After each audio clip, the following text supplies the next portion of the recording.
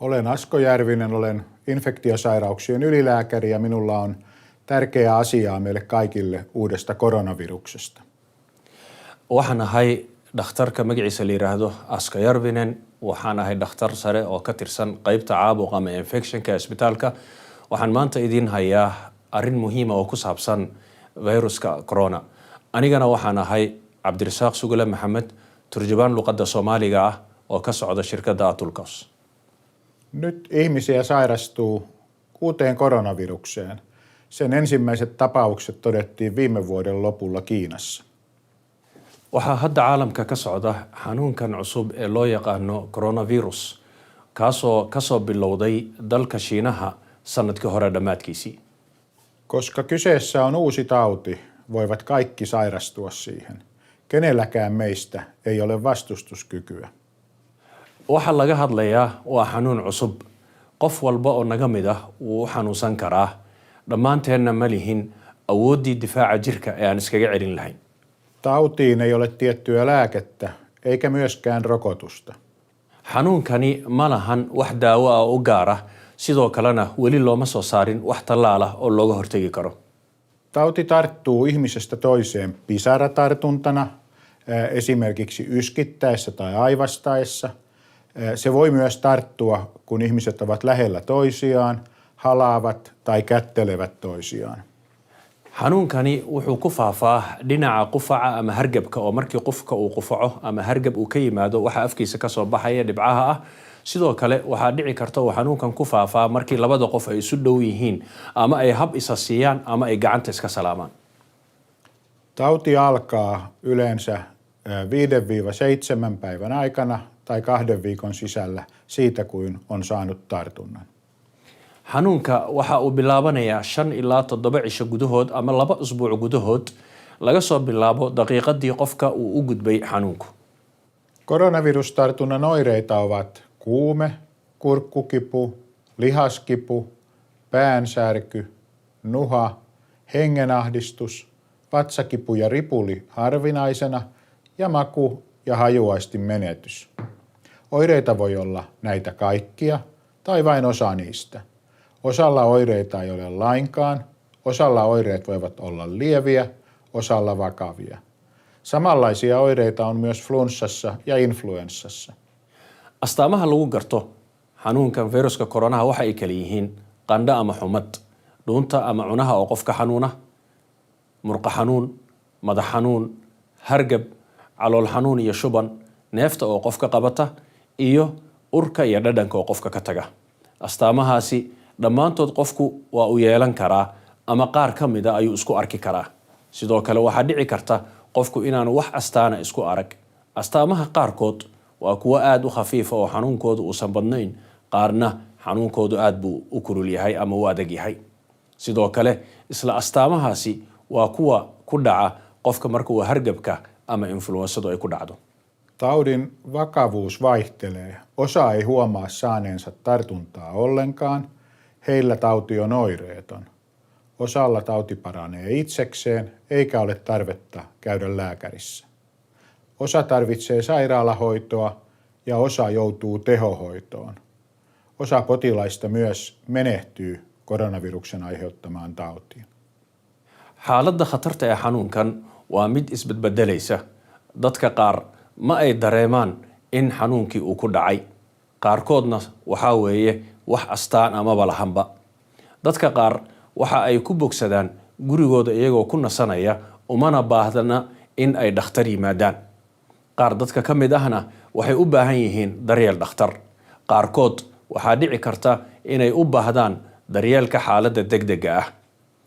Waxaana iyadana sii jirta in dadka bukaanka qaarkood ay u dhintaan dhibaatooyinka uu keeno xanuunkan koronaviruska.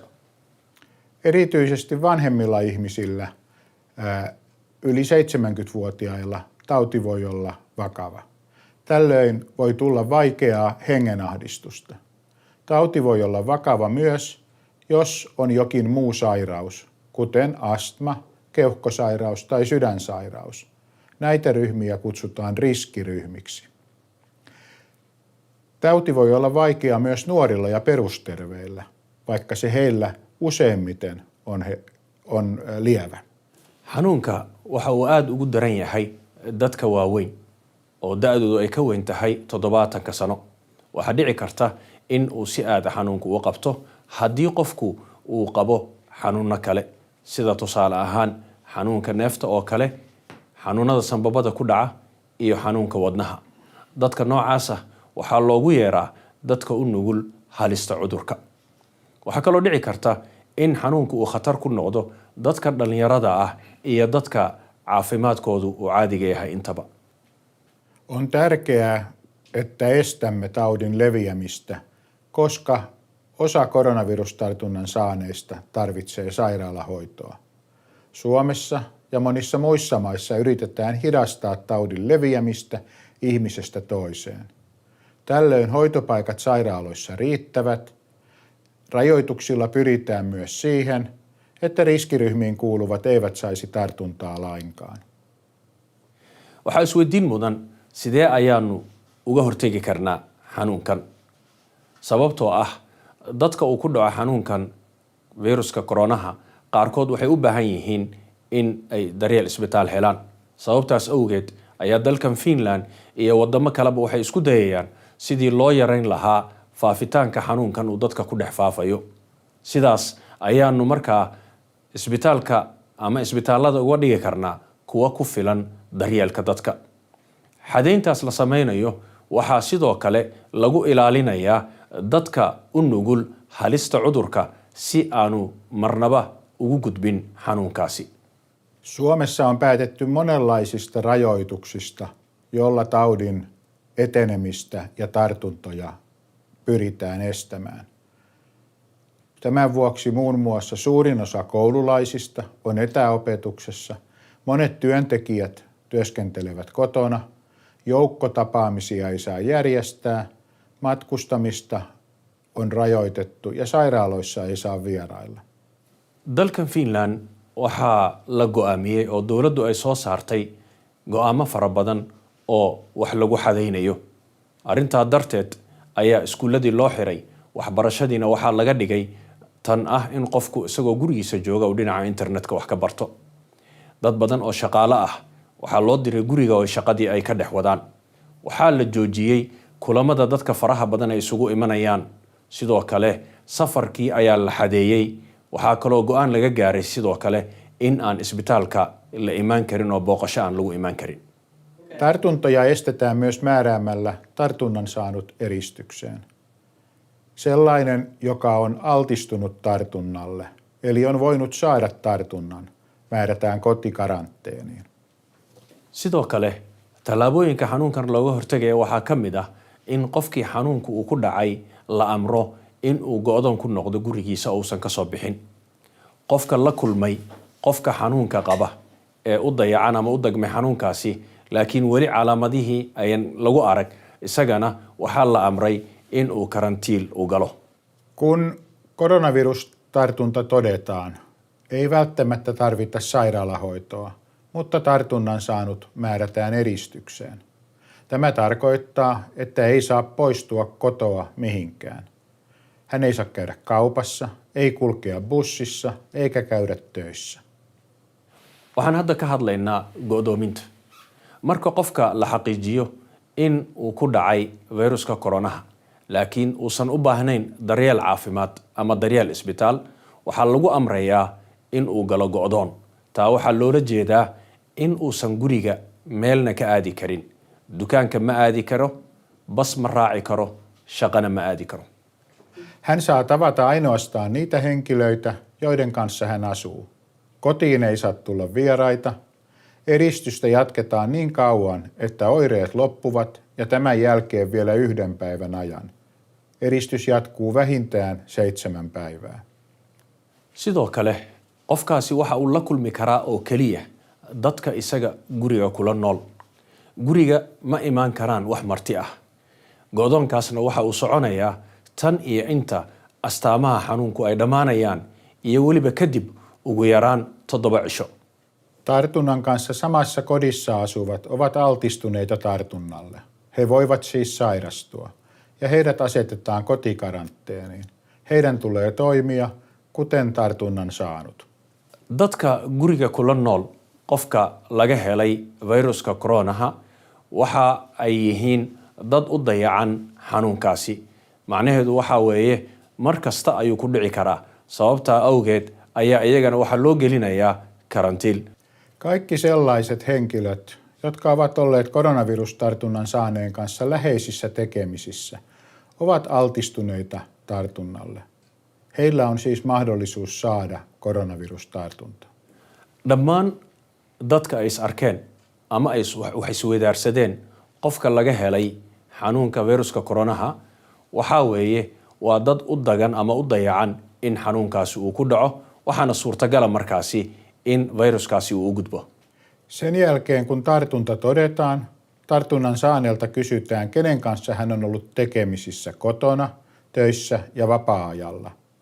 Altistuneet asetetaan kotikaranteeniin 2 viikoksi. 2 viikon aikana selviää, ovatko myös he saaneet koronavirustartunnan.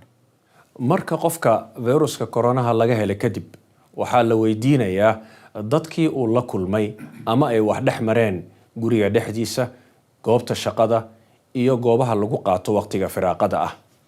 dadkaas u dayacan ee la kulmay qofka xanuunka uu ku dhacay waxaa la gelinayaa karantiil guriga ay ku noqonayaan muddo 2 toddobaad ah.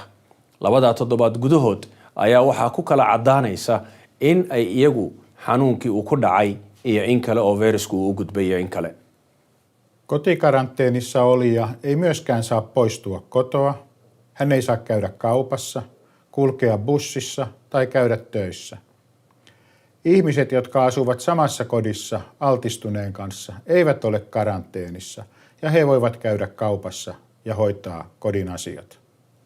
dadka ku jira karantiilka guriga sidoo kale guriga kama bixi karaan, dukaanka ma aadi karaan, bas ma raaci karaan, shaqadana ma aadi karaan.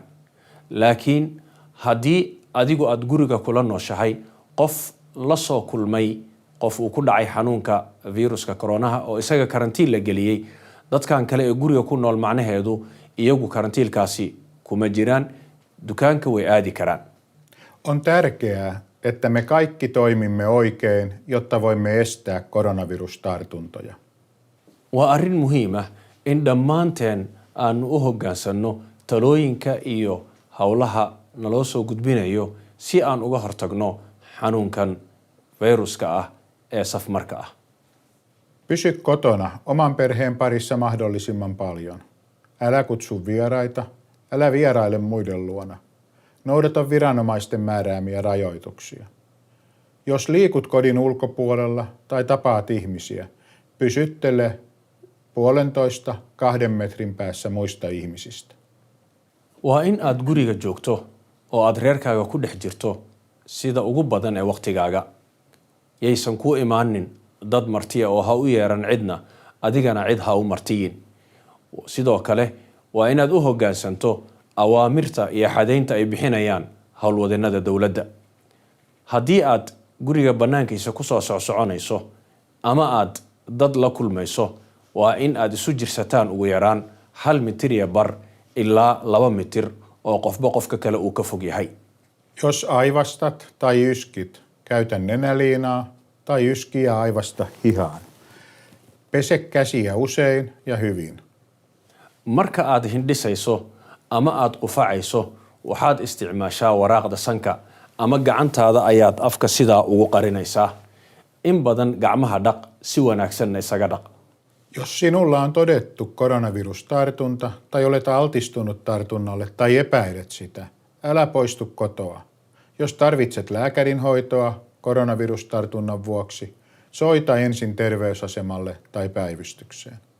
haddii lagugu sheegay in uu kugu dhacay xanuunkan viruska koronaha amaba aad u dayacmatay oo qof xanuunka qaba aad la kulantay, ha ka bixin guriga.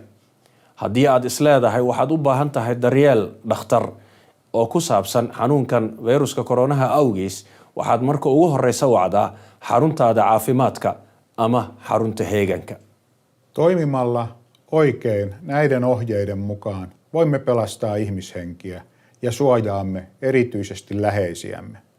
ugu dambayntiina waxaan leenahay in aan qaadanno talooyinka iyo waanada iyo awaamirta nala siinayo ayaanu ku badbaadin karnaa nafta qofka, sidoo kalena aanu ku ilaalin karnaa dadka ehelkeenna ah ee noo dhow dhow.